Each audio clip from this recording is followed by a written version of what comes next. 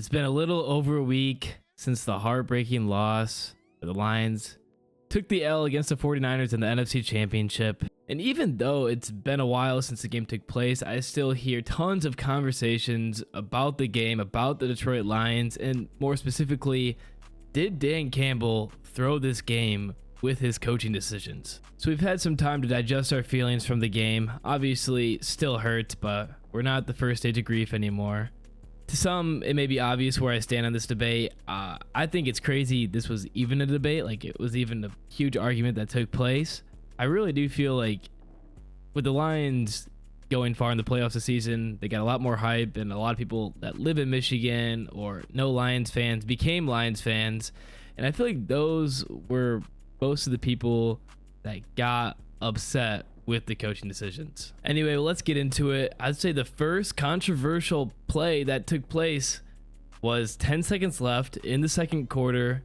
Dan Campbell's election to kick the field goal on 4th and goal with the Lions up 21-7. Now, honestly, I see no problem in taking the field goal here. It's a huge critical point in the game. You either go into the locker room with the momentum up 24-7 guaranteed, or 49ers take the momentum and you're only up 2 scores. I'd say a 3-score lead at halftime that's crazy. I would say that the Lions should have gone for it and got the touchdown, and they would have had more points and a higher chance to win this game, but nobody was expecting the second half that came. And as a coach, you're looking at going into the locker room up 3 scores in the NFC Championship away.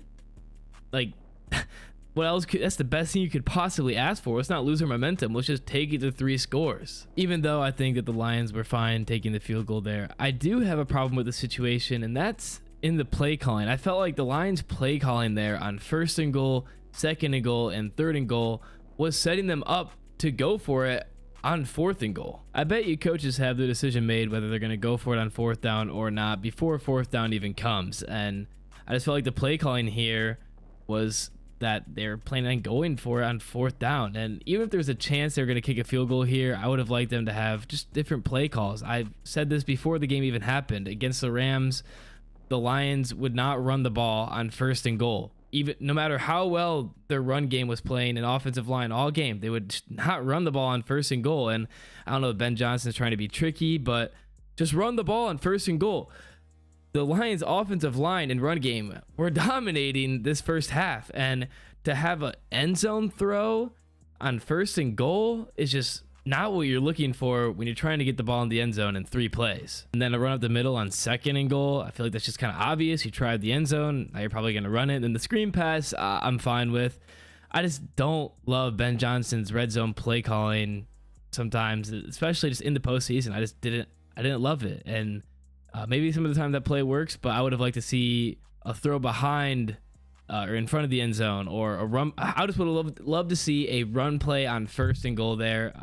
I don't know. The Packers were able to run the ball well in the red zone. The 49ers red zone defense is strong, especially their secondary. So I guess the last thing I'll say about this sequence is if you're going to play conservative, stick to it, run the ball on 1st down, guaranteed yards, and then kick the field goal on 4th and goal. But if you're going to go for it all, if you're going to throw it in the end zone on 1st and goal, throw it in the end zone and 2nd and goal, 3rd and goal, and go for it on 4th and goal. Just stick to one thing. I feel like they're trying to do both there. The second play we'll be looking at comes halfway through the 3rd quarter on the Lions' first drive of the second half.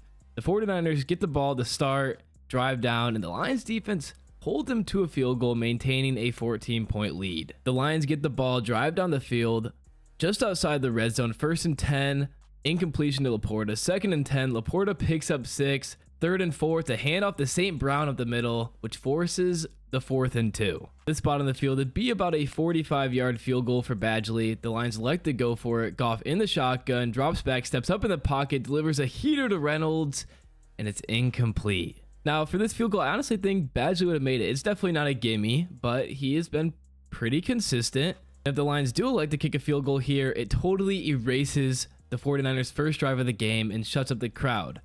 And if they don't get it, the momentum is back on the 49ers side. They have a shorter field to work with, and that's what happened. This is a tough one because a field goal here would have been huge for the Lions. However, all year long, they've been known for going for it. That's what the team's about. They're about grit. Their culture is extremely strong. And if Dan Campbell doesn't elect to go for it here, he's kind of sending the message to his team that he doesn't have faith in them to convert in the biggest game of the year. And I think the Lions made the right choice by going for it here. First off, Goff made a great throw.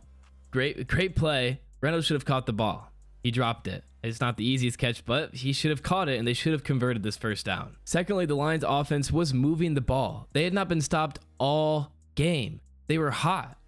If your offense is moving the ball like that, keep it up. Keep it going. There's a good chance you're going to get the first down. And additionally, their defense was playing solid as well.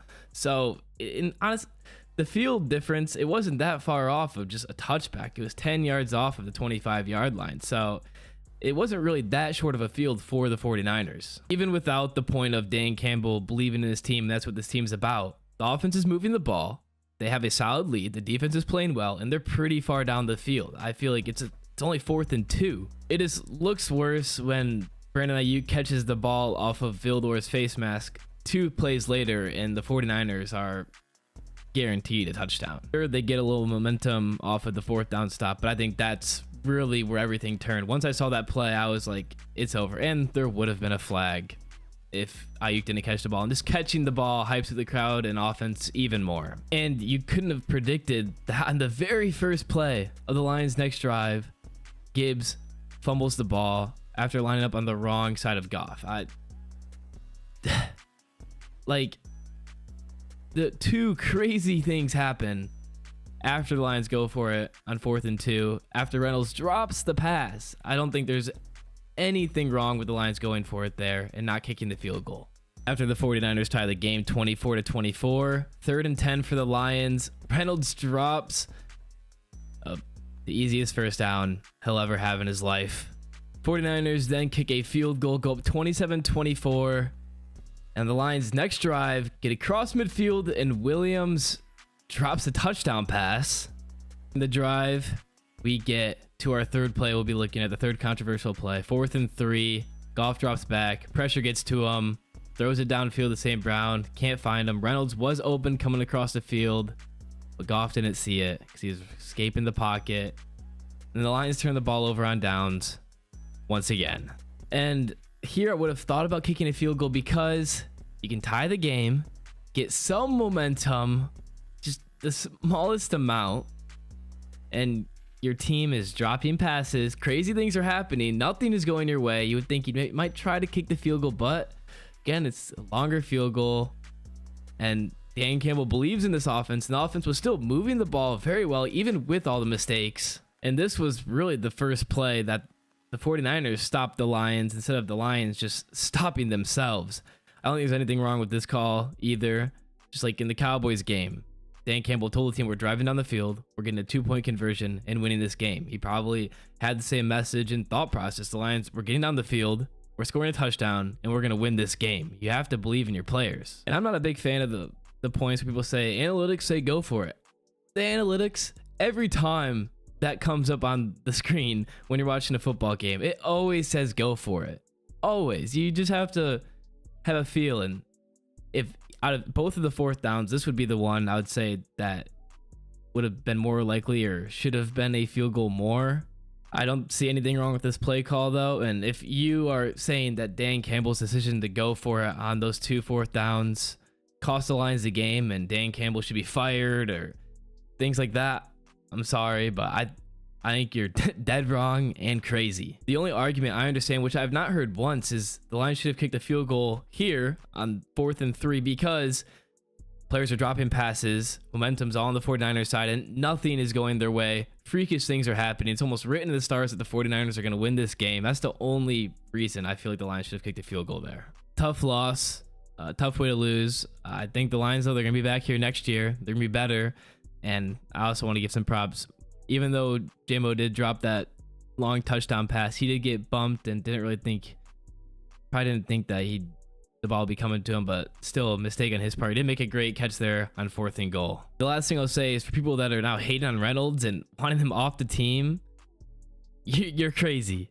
That hate is coming out of nowhere. I bet you a lot of people that are hating on Reynolds right now haven't watched they didn't watch the Lions last year. Probably didn't even watch half of the regular season games this year. I mean, Reynolds was a beast. He was a beast in the playoffs. Made some great catches against the Rams. Just didn't have his game, and you cannot want Reynolds off the team after this game. That's crazy. Let me know what you guys think about all of this in the comment section below. Thanks for watching.